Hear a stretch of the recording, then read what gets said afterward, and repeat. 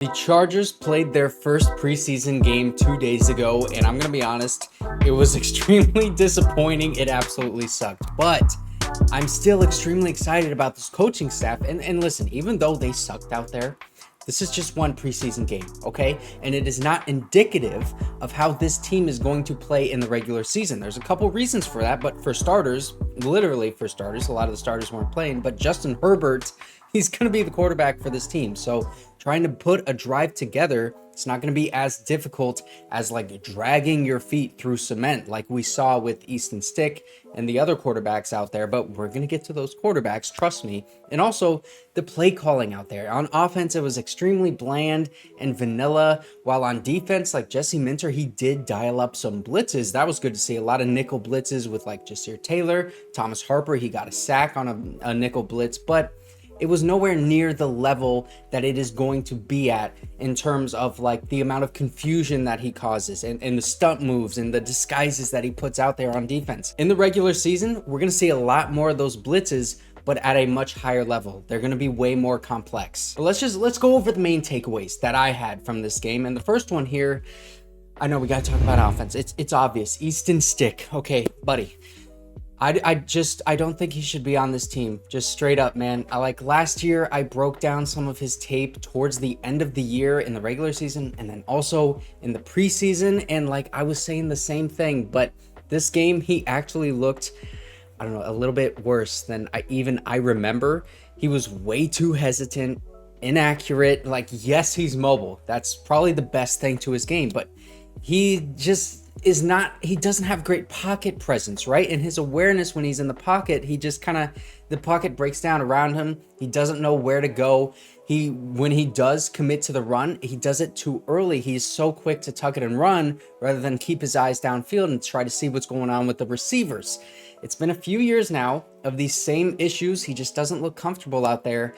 And honestly, I have seen enough from him, and that's why Jim Harbaugh brought in Luis Perez, because I think Jim Harbaugh, he's seen enough too, and he's gone through just like not even a full training camp yet. The other quarterback, Max Duggan, I thought he had better pocket presence and was more decisive, but he wasn't given much of an opportunity to just like let it rip. But to be fair, when he did like let it rip downfield like that, he was pretty inaccurate as well. So, and it seemed like the farther downfield he threw the ball, the more inaccurate that it would be. But also like the play design on some of these throws when it was third and medium or third and long, it was so bad. Like there were times where nobody ran a route to the sticks or past the sticks on a third down. Like Greg Roman, he did that same kind of thing as the offensive coordinator in Baltimore. I'm hoping that we are not going to be seeing that in the regular season, and he's just being very bland in the preseason, but that was not a good thing to see. And also it could be like the receivers, they're not running routes. Like say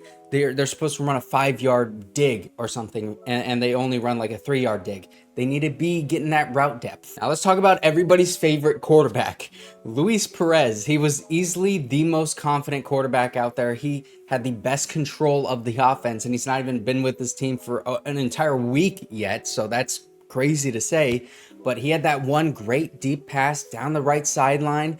He had the best pocket presence by far. He had the best command of the offense, like I said. And with that performance that we saw, not even a week after being signed, I don't know. I don't think that Easton Stick is going to make this roster after that, because I believe Jim Harbaugh when he says that he wants competition and the best man is going to win the job. I would also expect to see another quarterback signing before the season begins, just to get Luis Perez more competition at that backup quarterback spot. And then, another thing that surprised me was that Simi Fehoko was out there playing before Quentin Johnston was. Like, I don't know if that means anything or not, but, also Jaret Patterson, he played over Elijah Dotson and Isaiah Spiller. We've been seeing that in practice as well. And I thought that Jaret Patterson probably was the best running back out there, but I really just wasn't too impressed with any of them. I thought he lacked some good vision at times. Jaret Patterson did.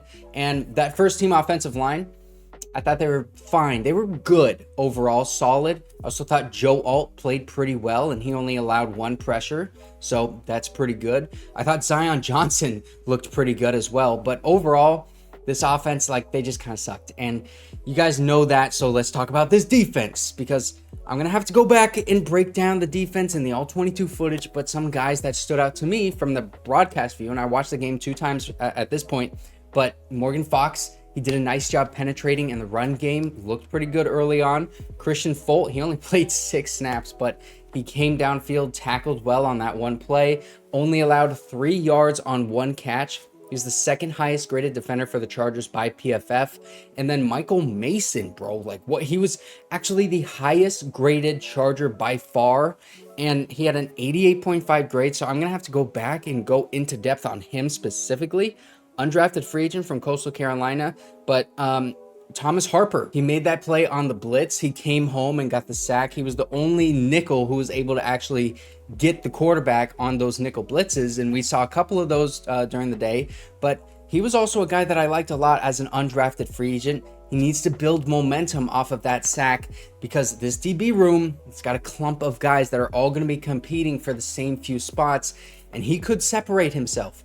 Now, Nick Neiman, the linebacker, he was very active. He had 10 tackles, 7 run stops, so I thought that was pretty good. But he also missed 2 tackles, 15% missed tackle rate, and was not great in zone coverage either, so some give and take there. Troy Dye, same kind of thing.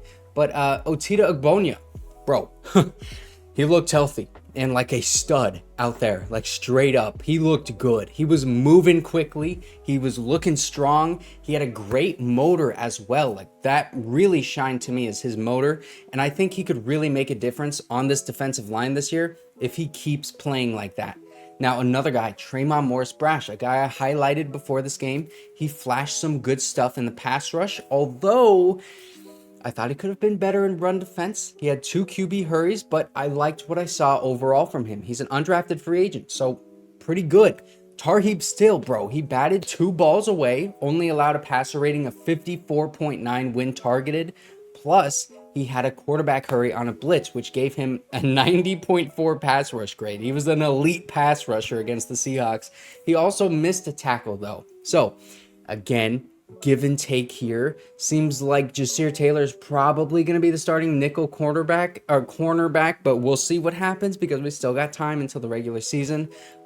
Just a rough game overall for this entire team, to be honest, man. But I'm glad that we got a game like this out of the way. So now they can just bounce back and like really it's only up from here. Now, lastly is special teams. Everybody loves special teams. Cameron Dicker hit a 58-yard field goal for our only score of the day, which was bittersweet. I'm going to be honest. I love that he hit that, but bro, can we score more than a single field goal in like an hour? Jalen Gill, he also flashed on 2 different returns. So I don't know. That might be something to keep an eye on. I don't know. Although it'll be tough to keep him on this roster. So maybe he'll be like a practice squad candidate because, you know, the one part of this team that I can say with full confidence, like they're ready. They are top tier. We just need Justin Herbert back to actually get some chains moving on this offense and then unleash this defense once Jesse Minter has full creative freedom in the regular season. And I think they can be competitive. So it was a rough game overall. It sucked. Let's just be honest. But I am still really confident in this coaching staff and the direction of this team. And one preseason game, it's not going to make me feel any different. I'm going to be honest with you. I'm going to be breaking down the offense and the defense later on this week. But if you did not see my last video, then you can click right here.